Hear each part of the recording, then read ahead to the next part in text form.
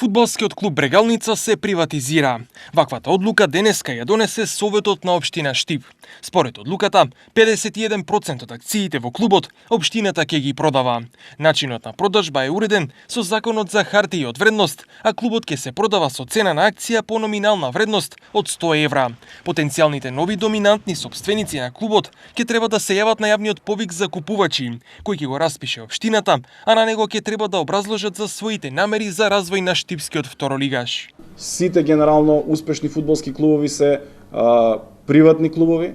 Од државата, ако почнеме од Вардар, Шкендија, Борец, Беласица, сите клубови кои што се неколку чекори пред нас имаат приватен партнер или приватен спонзор.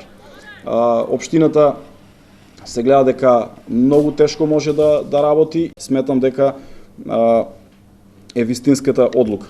Затоа благодарам на сите советници на Советот за тоа што едногласно донесе одлука и нека е со среќа. Одлуката беше поддржана од сите политички фактори во Советот. Ние ја поддржавме најпрво иницијативата, а денес донесовме и одлука со која што се менува начинот на финансирање и на менеджирање во фудбалскиот клуб Брегалница, се со цел да продолжи да се негува и да се надградува фудбалскиот бренд кој што во иднина ќе треба да ги израдува сите поддржувачи и љубители на фудбалот и спортот во нашата општина.